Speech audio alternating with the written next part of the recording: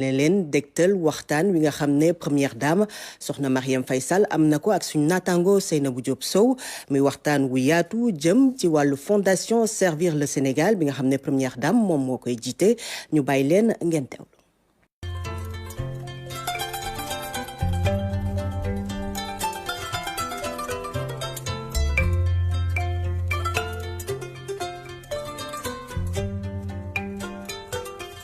Asalaamaaleykum madame Marième Faye Sall. Aleykum salaam Seynabou. alors ñu ngi lay remercier lu ñu recevoir tey sa kër ñu ngi toog fii ci cour bu yanj bi ngelaw lu neex di ñu ëpp ñu fas yéene nag waxtaan ak yow ci quelques ponks jëmbale ko ci fondation Servir le Sénégal. fondation Servir le Sénégal nga xam ne ñëpp xam nañ ko ci jëf yu baax yu rafet yu muy def jëmbale ko ci dimbale doomu aadama yeeg néew gi doole gi.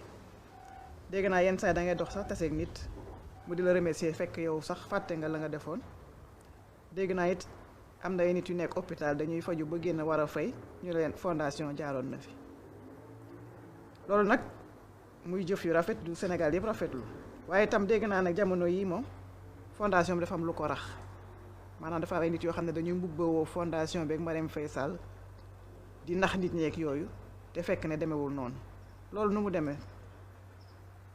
waaw maa ngi lay sant Seynabou ci laaj bi nga ma laaj mais avant ma lay tontu bëggoon naa remercier sénégalais yi ak sénégalaises yi d'ici et d'ailleurs. C'est vrai que ba fii sama borom kër nekkee président ba léegi musuma wax ak presse sénégalaise bi dama doon daw lu bari parce que dama doon wax ni moom mooy président. man awma pour di wax ak di waxaat mais au bout de 8 ans gis naa ni am na ay leeral yu ma war a indi par rapport ak sama fondation par rapport ak sama doxalin ci sama fondation. C'est vrai que am naa fondation depuis 8 ans fondation bi aussi bu ñu remonté man bëgguma woon am fondation parce que gis naa li ñuy wax ci fondation yi ak problème yi fondation yi di am. moo tax mësuma bëgg am fondation j'ai toujours fait du social dama doon bëgg di continuer sama social sans pour autant mettre en place fondation mais dañuy wax ni mënoo def yenn yi te doo am fondation bi nag c'est une fondation un peu atypique parce que fonctionnement bokkul ak fonctionnement fondation yu bari yu première dame voilà parce que dafa am man nu mu ko sentiré ni ma ko sentiré mooy dama jóg ni damay def social damay jóg ni lii xam ni yàlla jagleel na ma ko dama ci profito pour jaamu ci yàlla booy jaamu yàlla nag ci dara doo xaar dara ci nit te du ànd ak bruit yu bari sax yuy feeñ ak yi ñuy feeñal parce que dafa am benn dama mës a santeeg benn femme bu nekk ci benn organisme international mun ma yow kenn xamul looy def sa jëkkër a ngi nekk fii président yaa ngi am fondation mais xamuñu exactement looy def boobaa ba ma waxee loolu ba ma ñëwee ak ñi may liggéeyal man leen de temps en temps yi ñuy def ñu ciy feeñal tuuti mais génnewu ma lépp lu may def ci fondation bi tey bu ñu ko doon xayma ak di ko wax duñ fi jóg parce que loolu damay jàpp ni sama diggante ak sama borom la preuve fondation bi du benn nit c'est vrai que am na vice-président c'est bien structuré mais fondation bi ñi ma ciy yónni ñi may doxal du benn nit kii dama koy yónni lii kii ma yónni ko lale kee ma yónni ko lale parce que bëgguma ñu xam en réalité li may def ci nit ñi lan la ndax sutura parce que am na ñi nga xam ne ci sutura nga mën defanteeg ñoom waaw. fan yi aussi ñoo ngi dégg lu bari yu ñuy tuumaal ci fondation bi man dama mës a wax ni fondation bi du bind kenn du gis fu fondation bi bindee demander quoi que ce soit mësuma ko nangu duma ko def lu ma soxla ci fondation bi sama borom kër mi ngi ma ciy jàppale bu maladie bëree mi ngi ci dugal loxoom bu ma soxlaa lu mu mën a soxla moom mu ngi ci jàppale am na nag ay quelques bonnes volontés yu nga xam ni dinañ ma jàppale ci ceeb ci dëwlin ci suukar am na fi mais lu ci ëpp li may def lu bëri sama borom kër moo si dugal loxo.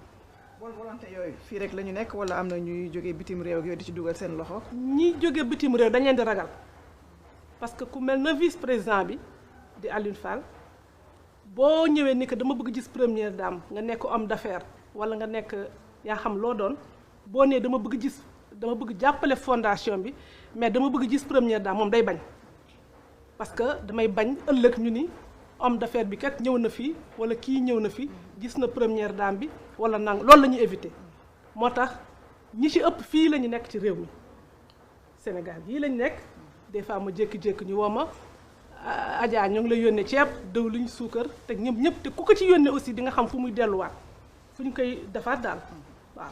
yow da ngay xaar ba am soxla rek solliciter nit ñi wala dafa am ay fonds yoo xam ne ak ay jumtuwaay yoo xam ne da nga ko teg déjà en place di xaar. man du ma solliciter kenn du ma ko def waaw damay bu ma nit ñi lu ñu bëgg besoin yu nit ñi di ma demander parce que fondation bi am na un jour sa def nañ ci benn reportage je crois dañuy recevoir demande yu bëri léegi sax dama focaliser wu si maladie xeebaluma kenn soxlaam mais léegi ci maladie lay gën a dem parce que maladie ñoo gën a bëri am na yenn affaire moom du ma si dugg des fois ñu bind ay affaire ay nangam ak nangam du ma ci dugg sax du ma xeebal kenn nag affaire am mais du ma si dugg lu ma xam daal mooy man damay focaliser wu ci maladie te bañ trafic d'influence moo tax ñi ëpp chance que seen affaire ñu régler ko mooy ñiy yóbbu directement ci fondation bi c'est ouvert guddi bëccëg bu ku dem duñ la delloo sa lettre duñ la delloo sa enveloppe dinañ ko jël te dinaa si jot.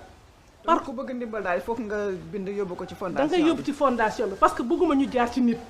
moo tax bu ma déggee ñu ni arnaqué nañu kii jël nañu kii xaalisam daf may jaaxal parce que nit fii Seynabou fii Sénégal nit mënu la indi ci man. loolu depuis le début dama ko bañ bëgguma ku la ni mën naa la ji wutal audience ci Marième Faye Sall dalay wax lu la neex dalay nax dina ci dëkk bi laa dëkk fii laa yaroo fii laa juddoo am naa ay xarit am naa ay àndandoo am naa ay lépp mais toutefois ku am looy soxla ci man fondation bi toujours nit a nga fa boo joxee sa lettre dinañ ko jot. fondation bi fan la nekk sax pour ku bëgg dem foofu fondation bi yoo xam fondation bi. fondation bi mi ngi tax ak présidence. ah ok waaw foofu laa bëggoon a dem sànq sax foo gën ne foofu la. waaw non fondation bi mi ngi wetu présidence foofu la nekk. est-ce que ku bind lettre am moom amul ku ñu ci mos a gàntu. non soxla yëpp ngeen di faj wala dina am loo xam ne du àntu. faj soxla yëpp nag yàllaa ko mën. li ñu mën daal li may def maa ngi def sama kettulaay kattan di jàppale doomu aadama yi seetuma ci kii seetuma ci kala bugguma sax ku ma remercier yàlla xam nag lu may def rek suñu borom si laay jiital.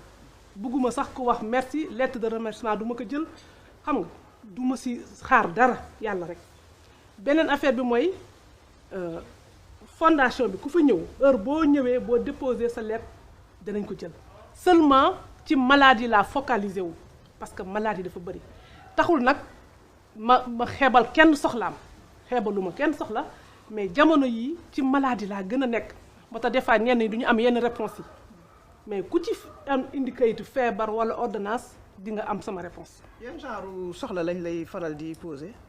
ah loolu seen ay affaire seen ay soxla bopp rek soxla nit ñi soxla doomu aadama yi rek soxla jamono yi. lu nekk lañ lay wax moom. mais soxla doomu aadama yi rek ñëw ne la par exemple man de awma kër fu ma dëkk wala du fas. genre affaire yooyu doo ko toppatoo. kër ak oto yëpp dañ la koy wax. mais comme j'ai dit. doo xeebal kenn soxlaam ku la wax di nga déglu di nga loo si mën a apporter réponse nga apporter si mais li may gën a def daal mooy faj doomu aadama yi néew gi doole gi ak néew bu doole am na temps aussi ma defoon programme Rama programme bi sama maam laa ko tuddee Rama programme pour les assistance pour les vieilles personnes la ba léegi maa ngi koy def damay commander ay chaises ay affaires yu mag yi di soxla yëpp parce que jàpp naa ni war nañu sunu mag ñi war nañ leen gën a bàyyi xel maa ngi koy def ba léegi nag dama ci boolewul wax rek ak yooyu mais maa ngi koy def ba léegi ay suturlu ay toilettes ba léegi maa ngi koy def ak yeneen daal lu sama xel jàpp daal. voilà. waaw madame la première dame yow nag moom siiw nga loolu macha allah ci réseaux sociaux yi am na ay soppe yu bari yoo xam ne dañoo ubbi sax ay compte ci sa tur di la topp di la waxal lu baax di la seddeel ay lu baax. waaye itam ci beneen wet gi itam am na tam ñuy tudd ay imposteurs ay compte Facebook ak ay Twitter ak maanaam mot na une centaine yoo xam ne ñu ngi nekk ci réseaux sociaux yi yoo xam ne dañuy mel ni yow la fekk du yow ñuy laaj ay nit ay ndimbal ak ay yeneen mbir yoo xam ne dañ koy wax naka sa dul noonu fekk du yow looy wax ci loolu. li ma siy wax seen bu mooy kuy dimbale du laaj ndimbal man fondation bi ba mu taxaw ba léegi dafuma kermesse dafuma téléthon dafuma dara lu nga xam ni dafuma dara luy indi xaalis dafuma ko jéemuma def dara luy indi xaalis pour rek bañoon di éviter yu mel nii. c'est vrai que ñiy ubbi compte ñu bëri say dafa am bëri na nga ci ay soppe ñi nga xam ne dañuy def rek yàlla moo leen la bëgguloo ñuy def yooyu mais pour éviter loolu yëpp dama wax ni nañ tëj yëpp te yàlla xam na ni compte yi ñuy ubbi yëpp man yëguma ko sax parce que je ne suis pas Facebook je ne suis pas dans ces choses là vraiment nekkuma si mais comme nit ki moom bu la bëggee bu la soppee nu ku nekk la koy manifester dama leen di remercier mais nag comme dafa am lu ci rax nañu dindi lépp. xoolaat nu ngeen di ko du ma xoolaat dara parce que ma nekkuma ci woon mosuma si nekk. nit ñee ko doon def rek parce que peut-être bëgg nañ ma jàppale yaakaar nañu bu ñu ko defee dina ma neex mais li muy yàq bëri na aussi parce que ay nit a ngi ci lor ay doomu nit ay jàmbur te du loolu ñu doon moo taxoon mu jóg nañu j'ai demandé à ce que ñu arrêté lépp et puis na ñëpp xam ne ma nekkuma ci Facebook binduma Facebook awma compte Facebook du ma tweeter du ma def yooyu yëpp du ma ko def. loolu madame la première def yooyu mooy xew nag léegi. ah man damaa old fashion nekkuma si loolu. actuel loolu nag. non je suis pas vraiment dans ça. voilà je suis pas ba léegi yaa ngi naan ñu gaaw balaa Macky di ñëw daf lay perturber. par exemple nu mu lay perturber nag. non daf may perturber nag. ci naka. je réponds pas à la provocation. nañu eggale non boobu la yaa ngi taxaw ñu gaaw balaa Macky di ñëw non parce que Macky bu taxawee tamit. daf may perturber rek day xool lu may wax ak yooyu moo tax.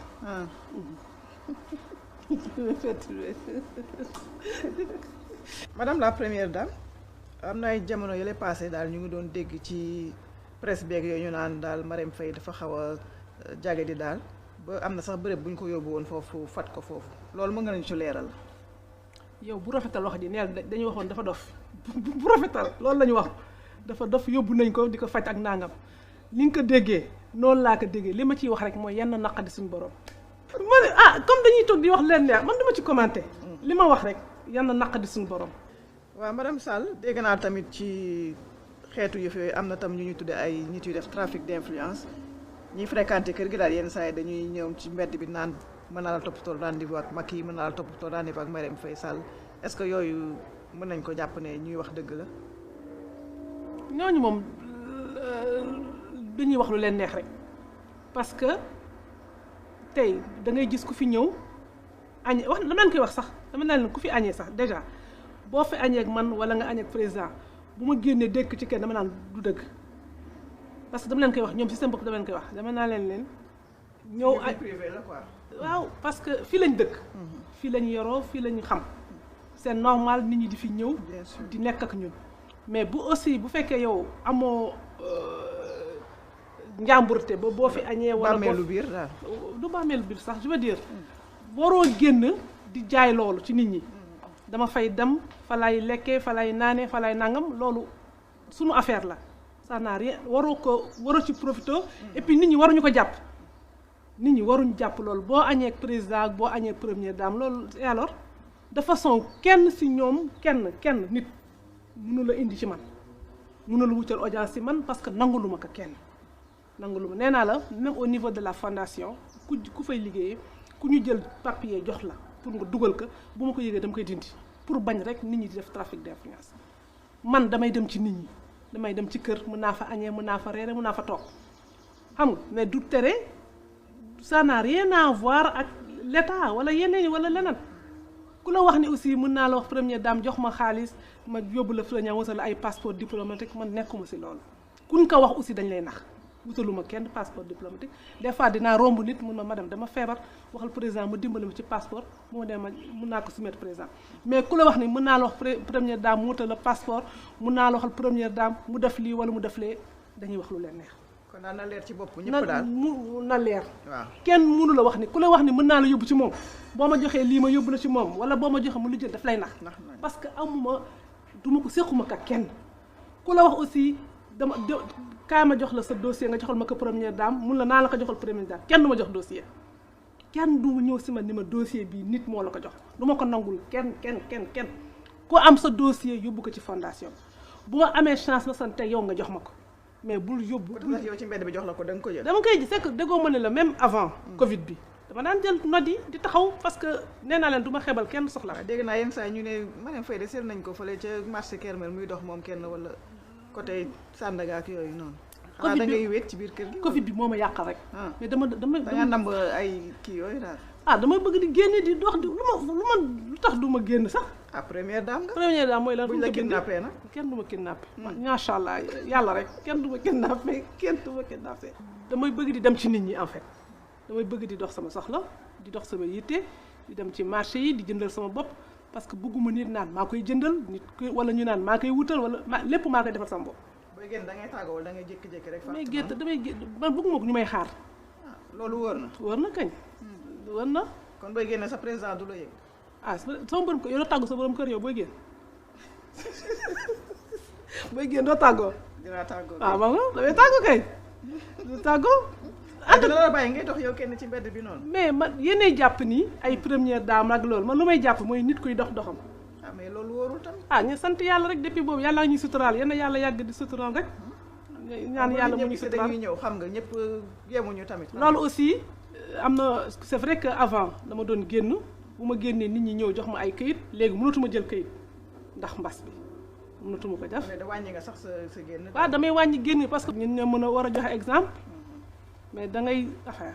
tëju bi dafa metti da ngay namb yenn saa yi nga tàmmoon avant yooyu di génn di jël air wala genre affaire question génn air damay bëgg di def comme yow ni ngay def boo xëyee bu xam ne da ngay liggéey man liggéey ma boo xëyee dangay dem si dëkk yi dem ci marché yi li jënd sama bopp li jënd sama kër. waaw maa ngi yow yemuñu nag. ndax la man personne anonyme laa rek presque man fu ma génne du ñu ne ma nga ne la topp ma voilà. man daal j'essaie de mener une vie normale dama ko wax depuis le début maa ngi koy wax maa ngi damay essayer c'est vrai que mon mari est président de la République loolu yëpp dëgg la alhamdulilah rabbil alamin mais man personnellement j'essaie de mener une vie normale di dox li ma war a dox di dem fi ma war a dem di dem ci xew yi di dem ci tuur yi di dem ci nit ñi. kon léegi su ma amoon xew bu ma la invité di nga ñëw. waaw ndax du ma buñ ko seexee. ma ñëwal la kay. baax na. buñ ko seexee kañ ma ñëw si sax aw ma problème yooyu aw ma problème mu dem ci nit ñi. et puis bëggum aussi di dem ci nit ñi di plomber atmosphère bi moo tax bu ma demee damay déconner damay def créer ambiance parce que bëgguma justement nga dem fenn nit ñi bu géndee non bëgguma loolu may bëgg ñëpp nekk à l'aise parce que fii àddina la daal te loo gis aussi ci mu nettali lay mujjee kon dañ koy rafetal daal moo tax du ma jéem a bu ma demee fenn je me la joue pas damay nekk ci nit ñi jaxasoo nit ñi du question wàccee sa bopp sax parce que nit ñi dañuy foog ne yaa ko da ngay def dara alors que c'est moi c'est ma personne non sama nature la daf créer ambiance kaf ak nit ñi réew ak nit ñi nekk ak nit ñi jàmm après nga du tere daraja bi la yàlla jox booy dem nga du tax mu wàññi si dara voilà doo gêner nit ñi doo créer atmosphère bu nga xam ne ku nekk danaan kii su booxul ma la nit ñi di la rëbb ak yooyu non non. waaw léegi balaa ñuy tëj moom mbas mi moom ak fu mu tolluwaat ci jamono yi moom ban appel ngay lancé au Sénégalais. xanaa mbas mi daal ñaan yàlla rek yàlla teggi ñu ko si jàmm ak salaam ñu delluwaat si suñuy activité parce que lu yéeme la lu jaaxal doomu aadama yi la di si ñaan rek et puis di wax kilifa diine yeeg aada yeeg ñëpp ku nekk ci fa nga nekk nga ñaan si yàlla rek yàlla tegg ñu ko si jàmm ak salaam ñu génn ci si jàmm ak salaam yëpp nit ñi delluwaat ci si li ñu nekkoon loolu daal lay wax ci mbas bi. balaa ñuy commencé sax maa la dégg ngay naan fataay yi fu mu toll pour ñun la wala dañuy defal ay njogonal waaw. fii moom mooy loolu rek. dañuy defal ay njogonal ak yooyu yu baax yu neex yooyu yooyu.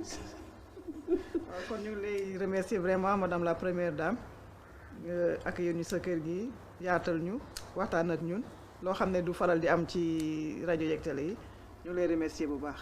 waaw maa ngi lay fay di la Seynabou ci yow tam si ñëw bi di wax rek ni encore une fois toog fii di wax sax du lu ma gënal mais il faut que comme wax ji dafay bëri autour de ma personne ñi dañuy wax des fois sax dama naan est-ce que amul beneen nit bu ñuy wax parce que tellement daf may jaaxal ba je me pose des questions je me dis mais ñii man la ñuy waxal wala lan parce que fa ñuy wax ak la ñuy wax yu doo ko fekkee doo ko yëg du sax nekk ci yow des fois fan yi da ngay dégg ñu ne ma nga tukki xam nga nekk fii elle est malade dañ ko yóbbu wala nangam ak nangam dañuy wax ay wax yi nga xam ni doo xam lu tax boo waxee nag ñun la boo yàlla boo nekkee ci kanam ak nangam il faut que nangam mais il se passe trop de choses nga xam ne daf lay jaaxal. yooyu daf lay metti yenn saa yi booy dégg yooyu.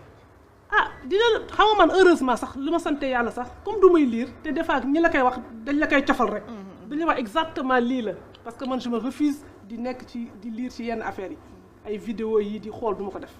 ñun ñoo ngi sant yàlla di gërëm suñu borom di ñaan yàlla mu jox ñu kattan ak mën-mën li ñu ñu nekk ci jàmm ak salaam di ñaan surtout yàlla man sama problème li nit ñi def problème man defuma ko problème man lu may ñaan mooy yàlla bu ma sama borom jéppi yàlla bu ma dummooy yàlla bu ma jéppi te lépp lu ma war a def rek ma def ko ci dëgg daal.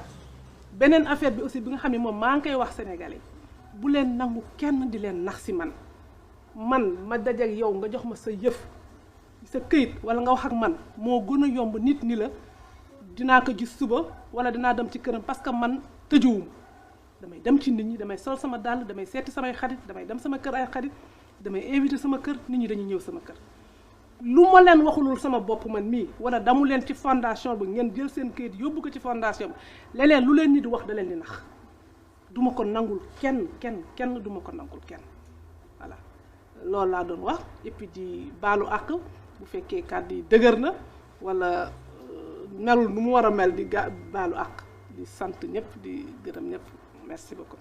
Merci encore.